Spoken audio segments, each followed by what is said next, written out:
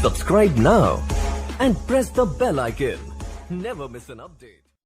नमस्कार साथियों, स्वागत करता हूं सबका इस YouTube चैनल पर जिसका नाम है स्टडी विद PN लोधा। साथियों, हिंदी शिक्षण का मॉडल पेपर नंबर 5 आज आपके लिए लेकर आया हूं, जिसमें आपको टोटल 25 क्वेश्चन देखने को मिलेंगे। 107 दिन आपके पास शेष बचे हुए हैं। पदों की संख्या आपके 32,000 है। 25 अप्रैल को आपके रीट का एग्ज़ाम है साथियों, तो तैयारी आपको किस प्रकार से करनी है ये आप समझ सकते हैं। तो चलिए शुरू करते हैं। इसके पहले मैंने लेवल 1 वालों के लिए EVS का टेस्ट पेपर नंबर 3 डाला है लेवल 1 वालों के लिए, तो वो टेस्ट ज़रूर देखें। ये दोनों लेवल के लिए है साथियों, लेवल 1 के लिए भी है और लेवल 2 के लिए भी है। इसके बाद में आपके साइकोलॉजी का भी टेस्ट आ रहा है, 11th RBSC की साइकोलॉजी से भी टेस्ट आ रहा है, तो उसको भी ज़रूर अटेंड करिएगा। 3 टेस्ट आज के लिए है साथियों, तो तीनों को ही देखिएगा ताकि आपका अपना मूल्यांकन 10 से 15 मिनट का टेस्ट होता है, तो सही तरीके से मूल्यांकन आप कुछ ही समय में कर सकते हो अच्छे प्रश्नों के साथ में। शुरू करते हैं। झीलों में तैरकर मनोविनोद करते हैं, यह वाक्य है वर्तमान काल का, भविष्यकाल का, भूतकाल का और इनमें से कोई नहीं। तो देखिए, झीलों में तैरकर मनोविनोद करते हैं मतलब वर्तमान की बात है, तो साथियों ये वर्तमान काल का वाक्य है। विकल्प नंबर 1 सही रहेगा आपका प्रश्न संख्या 1 में। तो मित्रों, नेक्स्ट प्रश्न नंबर 2 देखेंगे। दूसरा क्वेश्चन है अपार। अपार एक पद है, इसका अर्थ आपको बताना है। अपार, अपार जिसको आप कहते हैं ना कि उसकी माया तो अपरंपार है। अपार, बहुत अधिक, बहुत कम, पाप से मुक्त और किनारा। तो साथियों अपार का अर्थ बताइए प्रश्न नंबर 2 में। देखिए, अपार शब्द का अर्थ होता है बहुत अधिक। विकल्प नंबर 1 सही है। नेक्स्ट प्रश्न नंबर 3।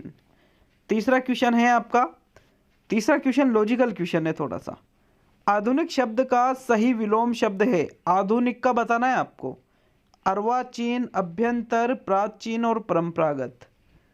तो बताए राइट आंसर प्रश्न 3 में। मित्रों देखिए, प्राचीन तो नवीन का होगा। अगर आप सोचते हो कि आधुनिक का प्राचीन होगा, नहीं, आधुनिक का होगा परंपरागत। चौथा विकल्प सही रहेगा आपका प्रश्न 3 में।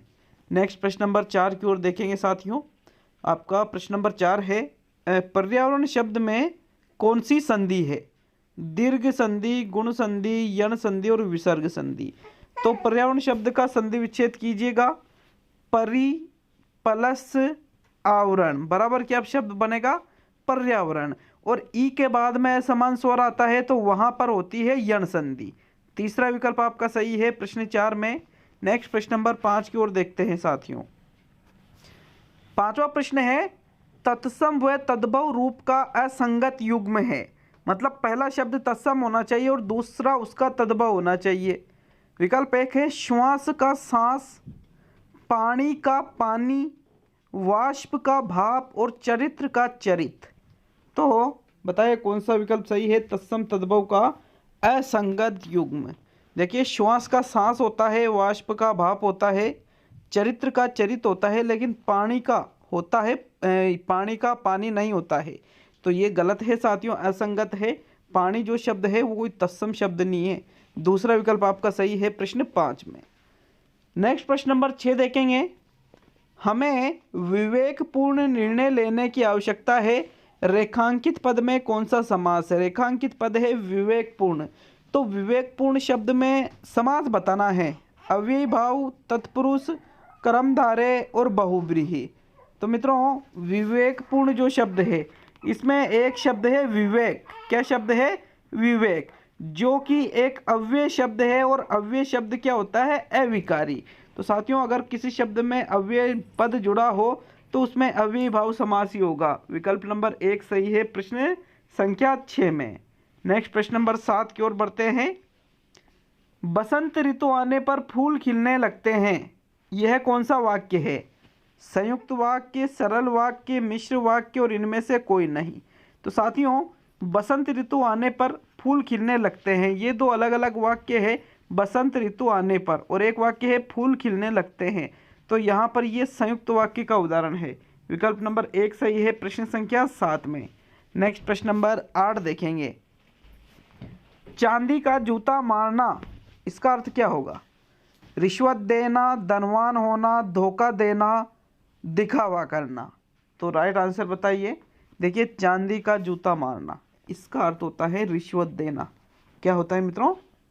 रिश्वत देना। विकल्प नंबर 1 सही है आपका प्रश्न संख्या 8 में। नेक्स्ट प्रश्न नंबर 9 देखेंगे। ठंडा लोहा गर्म लोहे को काट देता है, इसका अर्थ बताना है। शांति पर क्रोध की विजय होती है, क्रोध पर शांति की विजय होती है, धैर्य पर उतावलेपन की विजय होती है और झूठ पर सत्य की विजय होती है। तो साथियों, ठंडा लोहा गर्म लोहे को काट देता है, तो इसका अर्थ होता है क्रोध पर शांति की विजय होती है। क्रोध का मतलब गर्म लोहा और शांति का मतलब ठंडा लोहा, इससे अर्थ मतलब एक तरह से लिया गया है। विकल्प नंबर 2 सही है प्रश्न 9 में। नेक्स्ट प्रश्न संख्या 10। भाषा सीखने का स्वाभाविक और मनोवैज्ञानिक क्रम है। पढ़ना, सुनना, लिखना, सुनना, बोलना, लिखना, सुनना, पढ़ना, सुनना, बोलना, पढ़ना, लिखना और सभी। तो साथियों, जो भाषा सीखने का स्वाभाविक और मनोवैज्ञानिक क्रम है, जिसको आप LSRW के नाम से जानते हैं, लिसनिंग, स्पीकिंग, रीडिंग, राइटिंग, सुनना, बोलना, पढ़ना, लिखना। तीसरा विकल्प सही है साथियों प्रश्न 10 में। नेक्स्ट प्रश्न नंबर 11। मित्रों, 11वां क्वेश्चन है, वर्णमाला पढ़ना और वर्णमाला लिखना में कौन सा कार्य पहले कराया जाता है? वर्णमाला पढ़ना, दूसरा है वर्णमाला लिखना, तीसरा है वर्णमाला लिखना और पढ़ना और चौथा है इनमें से कोई नहीं। तो जब वर्णमाला पढ़ना और वर्णमाला लिखने में पहला कार्य कौन सा रहेगा? साथियों, तो पहले तो वर्णमाला पढ़ाई जाती है और फिर बाद में लिखाई जाती है। तो इसका आंसर क्या रहेगा? विकल्प नंबर 1 प्रश्न संख्या 11 में। चलिए नेक्स्ट प्रश्न नंबर 12 देखेंगे मित्रों। स्टार कर लीजिए इस प्रश्न को, बहुत इंपॉर्टेंट क्वेश्चन है, हो सकता है आप गलत कर दो। कौन सा कार्य अर्थ ग्रहण की कुशलताओं के विकास के लिए ज़्यादा उपयोगी होगा? मतलब अर्थ ग्रहण मतलब किसी भी चीज़ को आप पढ़ते हो तो उसका अर्थ भी आपको याद होना चाहिए, वो होता है अर्थ ग्रहण। इसकी कुशलताओं के विकास के लिए कौन सा कार्य ज़्यादा उपयोगी है? व्याकरण शिक्षण करना, पठन कार्य करना, वाचन करना और वर्णन करना। तो साथियों, अर्थ ग्रहण की कुशलताओं का विकास किससे होगा? बताइए राइट आंसर प्रश्न 12 में। तो साथियों, इसका राइट आंसर है वर्णन करना, विकल्प नंबर 4। क्योंकि वर्णन करोगे तो सामने वाले को चीज़ भी अच्छी तरह, जो मैटर आप पढ़ा रहे हो अच्छे से समझ में आएगा, अच्छे से समझ में आएगा तो अर्थग्रहण भी वो कर सकेंगे। इसलिए चौथा विकल्प सही है। खाली पठन से ही थोड़ी काम चलेगा, बोलने से भी काम नहीं चलेगा। व्याकरण तो भाषाई शुद्धता के लिए होती है, तो वर्णन करना अर्थग्रहण की कुशलताओं के विकास के लिए सही रहेगा। प्रश्न 12 में चौथा विकल्प सही है, कोई कंफ्यूजन नहीं होना चाहिए।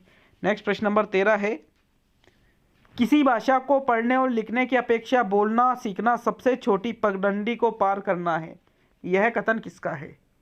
विकल्प 1 है रायबर्न का, दूसरा है किटसन का, तीसरा है प्रोफेसर रमन बिहारी लाल का और चौथा है महात्मा गांधी का।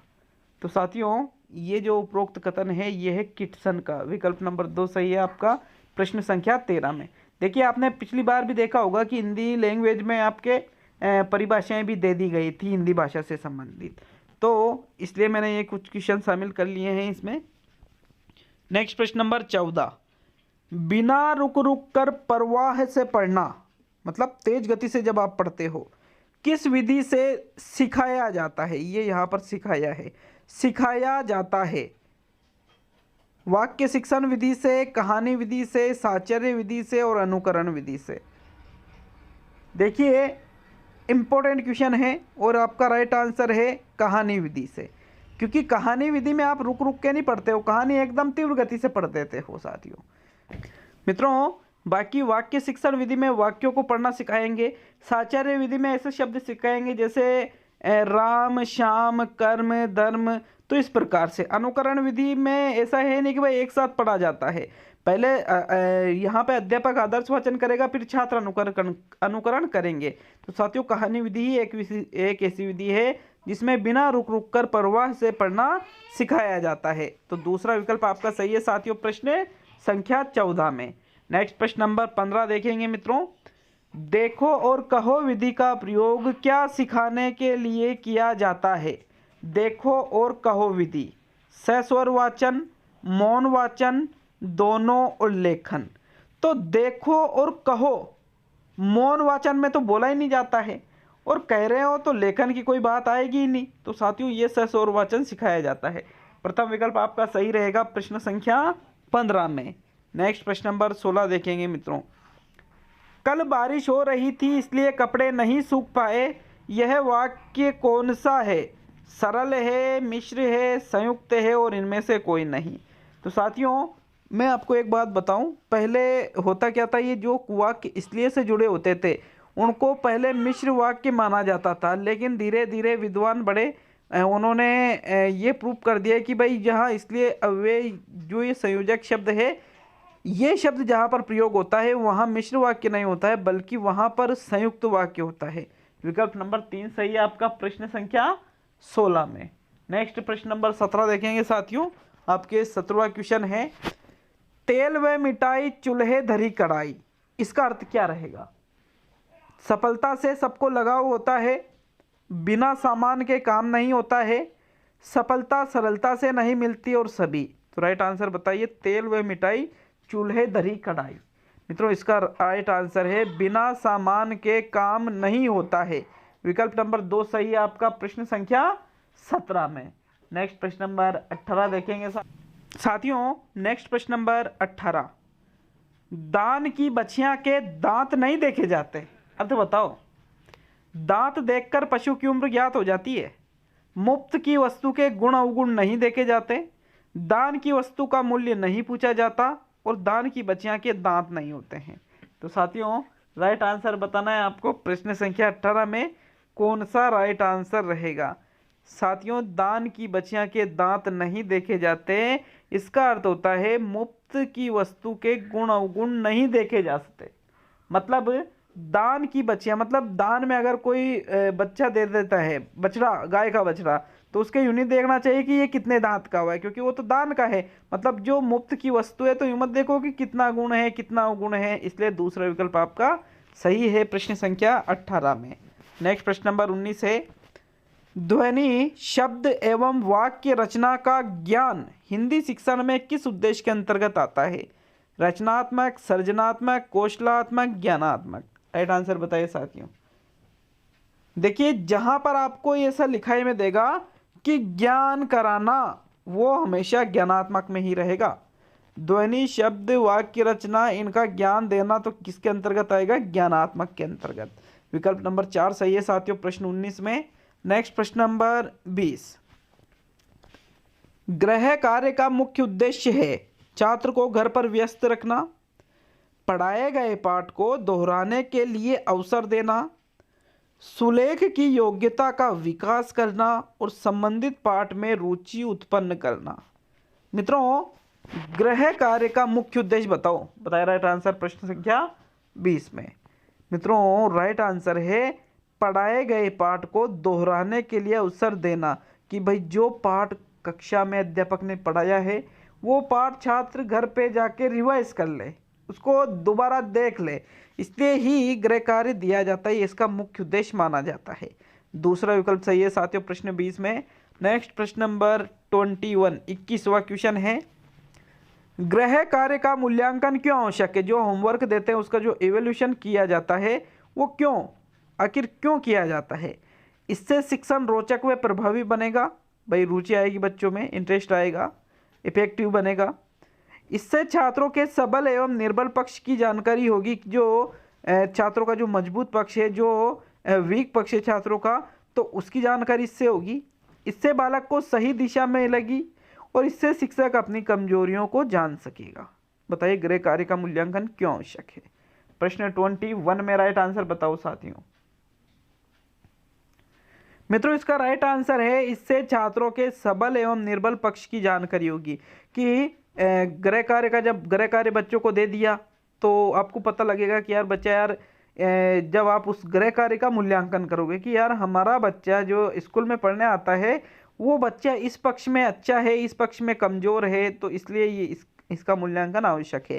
विकल्प नंबर 2 सही है साथियों 21 में।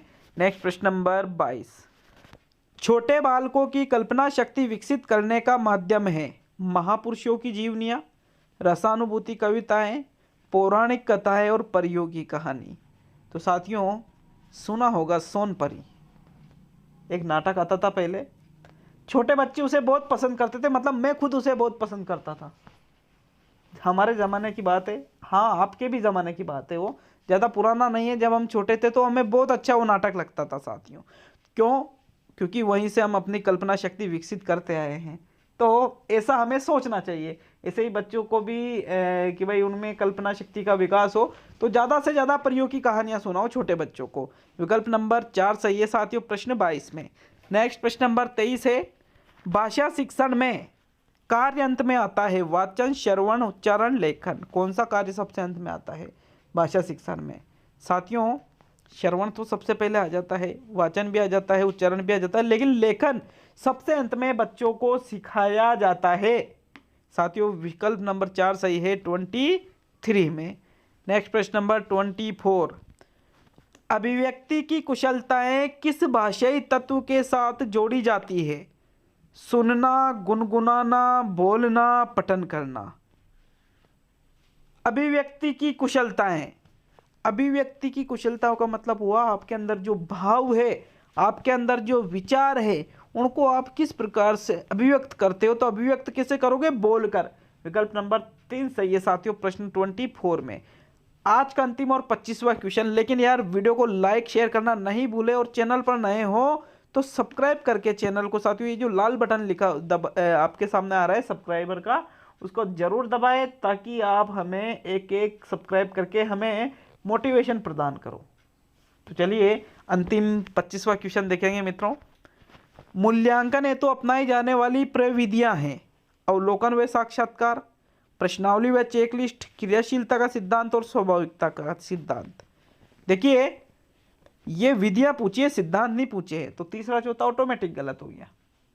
अब दो विकल्प हैं, अवलोकन और साक्षात्कार, प्रश्नावली और चेकलिस्ट। तो साथियों मूल्यांकन है तो अपनाई जाने वाली प्रविधियों के अंतर्गत आती है अवलोकन और साक्षात्कार। विकल्प नंबर 1 सही है प्रश्न 25 में।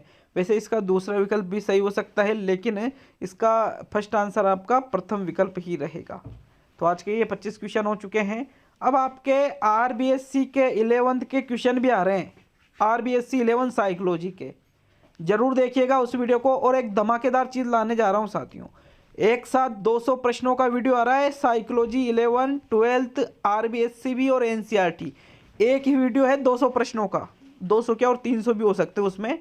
तो यूँ मानिए कि आपको किताब पढ़ने की ज़रूरत नहीं पड़ेगी अगर आपने वो 300 के लगभग जो क्वेश्चन है वो कर लिए तो एक ही वीडियो में। तो साथियों बहुत बहुत धन्यवाद, मिलते हैं अगले वीडियो में।